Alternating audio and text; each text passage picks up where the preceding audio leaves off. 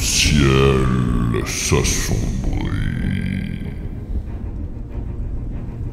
La terre fait montre de sa colère.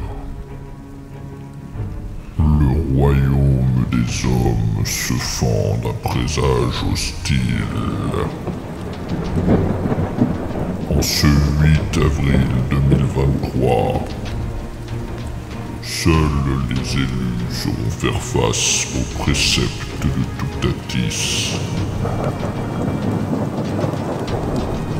En ce 8 avril 2023, vous n'aurez qu'un seul souhait à formuler.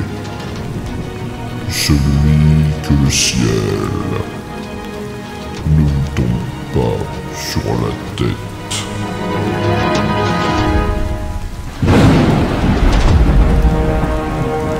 Ok, c'est très bien Joseph, on valide la pub, c'est nickel.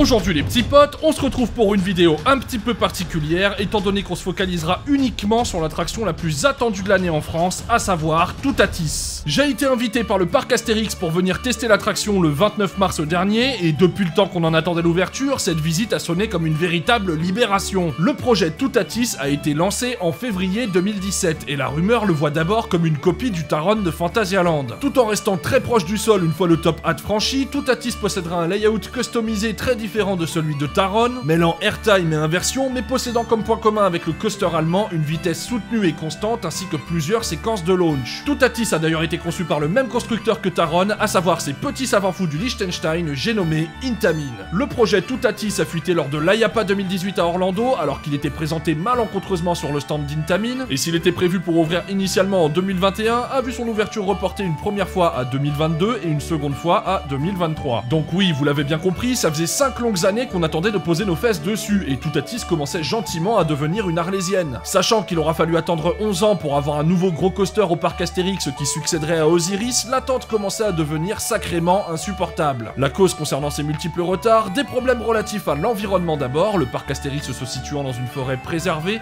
et ensuite un certain Covid-19 qui est venu jouer les troubles faits, mais ça, je crois que vous en avez entendu parler. D'abord prévu pour ouvrir derrière Goudurix, Toutatis sera presque au dernier moment relocalisé du côté de la trace du Houra, la zone derrière Goudurix étant réservée à de futurs projets. Allez, trêve de blabla, il est temps d'assouvir notre soif de découverte et de partir à la rencontre d'un des coasters les plus attendus de la décennie, et pour ce faire, je vous laisse immédiatement avec ce que j'ai filmé et ce que j'ai monté. Le 27 août dernier, nous étions conviés au parc Astérix pour assister à un événement un peu spécial. En effet, le parc invitait alors une vingtaine d'influenceurs du monde parconautique pour venir à la rencontre du chantier du très attendu Toutatis. Une journée comme on les affectionne tant, où nous avons pu rentrer dans l'intimité d'un coaster extrêmement attendu par les passionnés du monde entier et qui s'annonçait déjà comme un immanquable du paysage des montagnes russes européennes. Une visite animée par Mathieu Gallus, ingénieur et chef de projet au parc Astérix, ainsi que par Julien Simon, ingénieur en charge du développement des parcs de la Compagnie des Alpes. La boucle aura été bouclée quelques mois plus tard, lorsque nous aurons pu les voir tous sourire à bord d'un des trains du coaster, découvrant ce que leur bébé avait dans le ventre. En plus de Toutatis, nous aurons fait le tour de la zone dans laquelle s'intégrera le coaster, à savoir le festival Toutatis, avec ici la structure qui servira à accueillir la statue du fameux Toutatis qui culminera à 11 mètres de hauteur, ici la structure du tumulus à l'intérieur duquel se trouvera la gare, ou encore le garage qui servira à stocker les trains et à en effectuer la maintenance. Une visite de chantier revêt toujours une importance particulière dans la vie d'un passionné. Ce moment privilégié nous aura qui plus est permis de discuter avec les papas de l'attraction et d'obtenir les réponses à toutes nos questions. En tout cas, toutes celles auxquelles le parc acceptait de répondre, ce qui correspond à globalement 95% d'entre elles. Une quasi-transparence et une proximité qui nous auront satisfaits, et pour cette démarche d'inclusion des passionnés à qui on permet de s'approcher au plus près de ce qui les fait tant vibrer,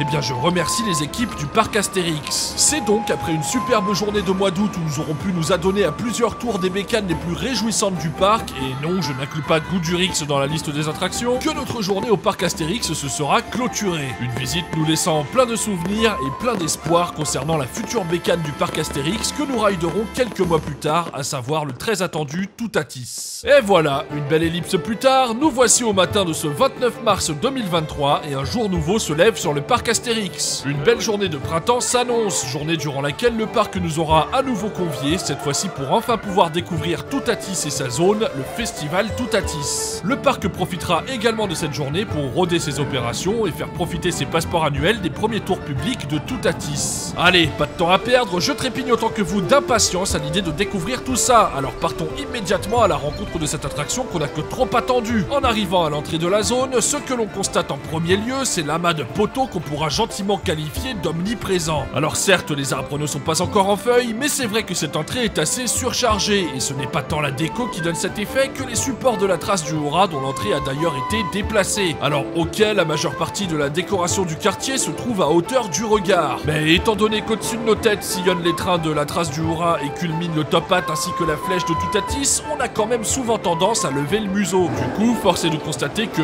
oui, la trace du Hora est assez intrusive, mais ça fallait s'y attendre, quand bien même le parc a fait son maximum pour atténuer ce parasitage. Sachez d'ailleurs qu'une chaîne silencieuse sera rapidement installée sur le lift de la trace, quand bien même je trouve que ce qui est le plus bruyant et le plus gênant, ce n'est pas tant la chaîne que les freins de la trace dont l'air comprimé nous agresse toutes les 15 secondes. Mais ça, c'est une autre histoire. En dehors de tout ça, la zone est mignonne et propose à ses visiteurs un restaurant qui se la joue burger premium à la Big Fernand, une aire de jeu pour gosses bien fichue et au rendu tout à fait satisfaisant, ainsi qu'un Nebula Zamperla répondant au doux nom de Giroflix qui a été monté en une semaine mais qui n'était pas encore ouvert pour le visiteur ce jour-là. Toutatis possède également à sa sortie une boutique dédiée que vous devrez franchir à chaque fois que vous sortirez de l'attraction. Ben oui, ils sont pas fous au parc Astérix, et puis il faut bien financer les nouveautés, hein. Non content de recevoir un grand 8 Intamin pour officier en tant que star de la zone, le festival Toutatis est dominé par une jolie pièce centrale qui n'est nulle autre que la statue du dieu Toutatis. Une statue du plus bel effet, jouissant d'un vrai sens du détail et d'une finesse tout à fait appréciable dans l'exécution, en espérant qu'elle ne se fasse pas recouvrir trop rapidement de caca d'oiseau, mais en l'état c'est vraiment très sympa. Comme d'habitude avec le boulot de Julien Berthevas, l'humour fait partie intégrante de la zone, les clins d'œil ainsi que les vannes bien pensées sont légion et le tout est fait avec un raffinement certain. Le tumulus refermant la gare est franchement très réussi et on attend vraiment qu'une chose, c'est que le printemps fasse son office et que les bourgeons laissent place au feuillage pour que la zone s'étoffe en revêtant ses plus beaux atours de saison. On appréciera également toutes les guirlandes et les lampions qui habillent les allées de ce quartier fort mignon en se disant que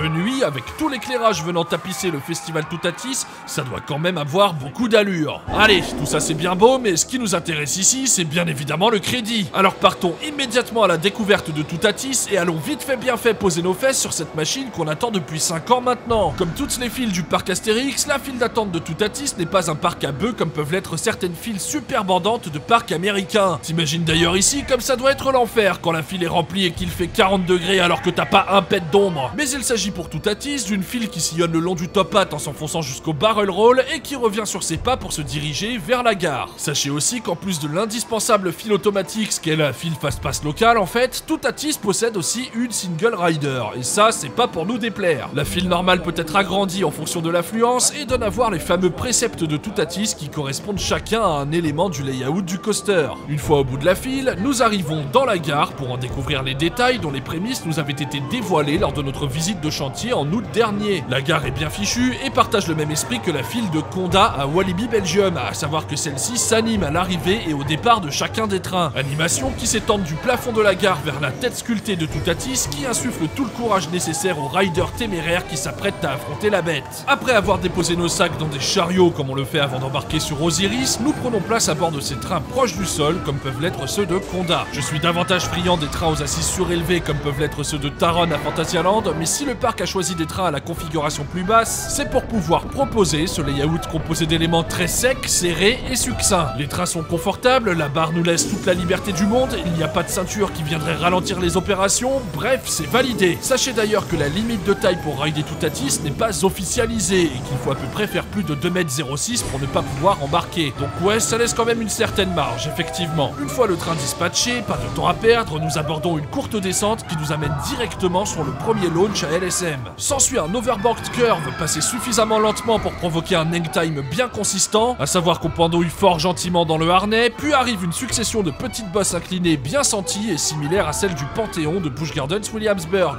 Petites bosses qui nous mèneront vers le triple launch. Il faut savoir que chaque accélération sur ce triple launch se fait en 2 fois, portée par 2 rangées de LSM, chacune disposée à quelques mètres d'intervalle. La première propulsion nous plaque dans le siège et les 2 petites bosses disposées le long du launch sont suffisamment fournies en G négatif pour que nos fesses décollent à chaque passage. Pendant que nous partons sur la première séquence de launch, le switch track se met en marche pour récupérer le train lorsque celui-ci bascule en arrière après être arrivé sur le top hat et qu'il vient se faire propulser dans le sens inverse. Cette propulsion très sympathique nous envoie sur la flèche qui est vraiment l'un des meilleurs éléments du parcours, surtout lorsqu'on se trouve à l'arrière du train. L'airtime à son sommet est franchement jouissif, très planant, très agréable et la vue sur la zone y est totalement imprenable. Nous repartons ensuite vers le sommet du top hat culminant à 53 mètres et non à 51 mètres comme il l'est indiqué sur Roller Coaster Database où le train sera freiné pour donner un effet dive avant que nous ne dévalions la descente qui arrive derrière. Une fois la descente effectuée, le train s'engage sur un virage très sec qui nous emmènera droit vers un zero-G stall planant et très agréable, quand bien même je continue à préférer les stalls de RMC qui restent les rois en la matière. Passé le stall, le train vient faire demi-tour en prenant un virage sur lequel s'inscrit une bosse qui vous mettra un petit coup de pied de G négatif au cul avant que nous n'arrivions sur une bosse calquée sur celle du formidable Maverick situé à Cedar Point. Au Maverick, un virage puis un wave turn plus loin qui, il faut bien le dire, est vraiment sans saveur. Nous en arriverons à un excellent barrel roll qui vous balancera à l'envers et dans lequel vous aurez vraiment l'impression de vous faire éjecter de votre siège pour venir vous écraser au sol. Le parcours se conclura par un dernier virage et par 2 bosses malheureusement un peu trop sèches pour être fournies en quoi que ce soit et nous arriverons sur les freins finaux. Alors, qu'ai-je pu bien penser de Toutatis? Après 2 petits tours à froid le matin, j'avoue que je trouvais ça bien sympathique mais que je restais un peu sur la réserve, pour ne pas dire un peu perplexe. Le coaster était alors très froid et j'étais conscient qu'il fallait lui laisser le temps de chauffer. C'est pour ça qu'on a laissé les passeports annuels nous rôder la bestiole comme il se doit et qu'on est allé se faire un bon tour du parc avant de revenir plus tard dans la journée. Non, Valentin, pas toi, t'es tombé dans la marmite quand t'étais petit. Le soir venu, le coaster s'est révélé beaucoup plus conforme à mes attentes. Là, c'était vraiment presque que du bonheur. C'est très vif, le triple launch marche très bien, les enchaînements sont hyper rapides, il y a ce beau camelback à la Maverick, quand bien même je trouve celui de Maverick plus puissant, il y a de l'airtime et les changements de direction sont très nerveux. Le soir venu, on est vraiment passé du pâturage au rodéo en ce qui concerne Toutatis. Mais, parce qu'il y a un mais, il y a ces petits détails qui font que Toutatis ne se placera pas parmi mes coasters favoris. Et je vais vous en parler tout de suite. Il y a d'abord ce wave turn un peu insignifiant dont je vous ai parlé un peu plus tôt et qui manque clairement de vitesse. Sur cet élément, on aimerait se faire chahuter, que le train bascule bien plus férocement à son entame et qu'on se fasse méchamment aspirer à la sortie. Ici, rien de semblable. On le passe sans plus enthousiasme que ça et c'est un élément qui dénote avec le reste du parcours de par sa pauvreté en termes de sensations. D'autant que celui-ci s'inscrit entre un camelback fort sympathique et un barrel roll hyper fourni en force négative. Il me manque également une bosse sur Toutatis. J'aurais aimé un camelback supplémentaire, une autre bosse que l'on ressente pleinement. Car si la brochure annonce 23 points d'airtime, la plupart sont si secs et courts que j'ai du mal à les prendre en compte. J'aurais par exemple aimé retrouver un camelback incliné, comme on en retrouve sur Panthéon, un camelback incliné qui est d'ailleurs bien meilleur que n'importe quel élément de Toutatis. Mais le plus gros point négatif sur Toutatis pour moi, c'est son top hat, qui est sans doute l'un des éléments les plus frustrants que j'ai rencontrés sur un Grand 8 ces dernières années. J'ai trouvé ici un élément encore plus frustrant que les trim brakes des Hyper BEM, à savoir le frein au sommet du top hat, qui fait que l'on ne se fait pas tirer dans la drop et qui marque un temps mort assez malvenu alors que tout ce dont on a envie c'est de se faire aspirer là-dedans comme du soda dans une paille. On a envie d'avoir un airtime au sommet du top hat prolongé par la drop qui suit derrière, à l'image justement d'un Panthéon ou d'un Accelerator Intamin d'ancienne génération. L'effet dive recherché ici n'est pour ma part pas franchement pertinent et quand bien même le reste du parcours nécessitait que le train soit freiné avant de s'engager sur la suite, il aurait peut-être fallu contrebalancer avec un élément plus ample après le top hat pour pouvoir garder la vitesse résidant de l'accélération impulsée par le triple launch. Mais enfin, on ne va pas bouder notre plaisir, Toutatis reste une super machine sur laquelle on s'éclate tout à fait et qui fait du bien dans le paysage parconautique français. La machine se hissera certainement assez haut dans bien des tops et c'est mérité car du fait que le parc est encore une fois pris du niveau quant à l'intégration du coaster, si on enlève le staging pour lequel manifestement il ne restait plus beaucoup de budget, le parc nous livre une bécane tout à fait réjouissante sur laquelle je prendrai un grand plaisir à poser mes fesses à chaque fois que j'irai au parc Astérix. Je serai peut-être un des rares dinosaures à lui préférer Osiris, qui reste pour moi l'un des meilleurs inverted BM jamais conçus, et sans doute même le meilleur coaster de France en ballottage avec Monster. Je terminerai en faisant un petit comparatif avec Panthéon, à savoir que je trouve la machine de Busch Gardens Williamsburg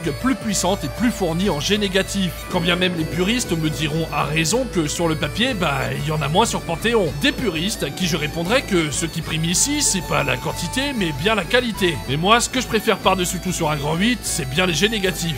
Néanmoins, je trouve Panthéon beaucoup trop court, et sans même prendre en compte la déco au ras des pâquerettes du coaster américain, je trouve Toutatis plus généreux car plus fourni en éléments diversifiés, et donc en sensations diversifiées. Alors voilà, le verdict c'est que Toutatis remporte son duel face à Panthéon, et que malgré ses défauts, ce coaster reste une excellente machine sur laquelle nous prendrons bien du plaisir à chaque nouvelle visite au parc Astérix. Mais oui, je le clame haut et fort, sans être pour autant décevant car il reste de très bonne facture, Toutatis n'est pas le chef-d'œuvre tant espéré, même si j'aurais aimé pouvoir vous dire le contraire. Loin de moi l'idée de venir jouer les rabat-joie, mais je vous ai livré mon avis de façon totalement sincère. Je voulais comme toujours vous donner un avis nuancé et maturé qui ne cède ni à la hype ni à l'effet nouveauté. Malgré ça, il ne faut pas retirer à Toutatis le fait que ce soit une bécane sur laquelle on se régale véritablement et qui, je l'espère, donnera le ton pour que d'autres parcs suivent le pas. L'idée ici étant qu'il serait bien que le public français commence enfin à se mettre en tête ce qu'est une bonne montagne russe et se mette à bouder des attractions comme Goudurix qui sont vraiment d'énormes merdes mais qui restent malheureusement plébiscitées dans les enquêtes de satisfaction du parc.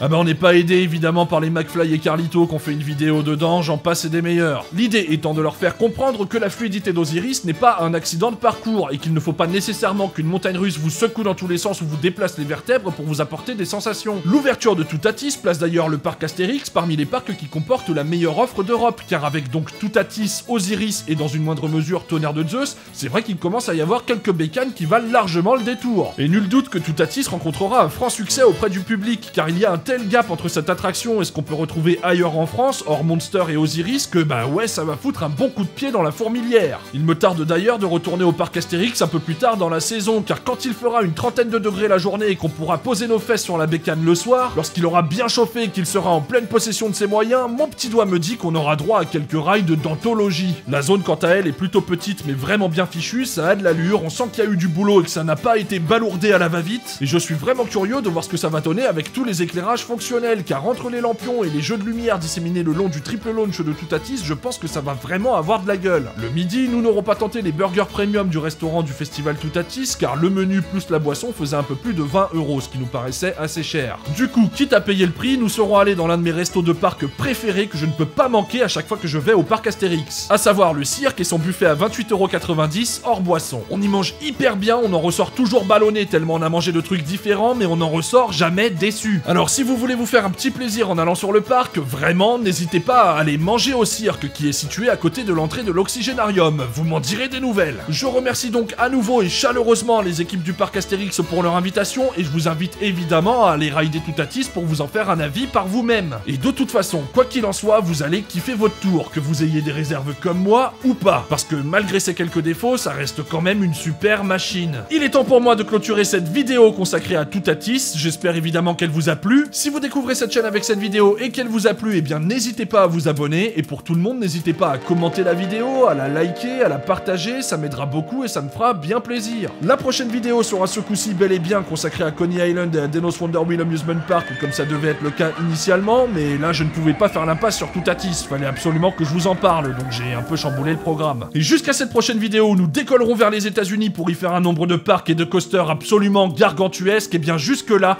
portez-vous bien et ridez bien. Allez, ciao!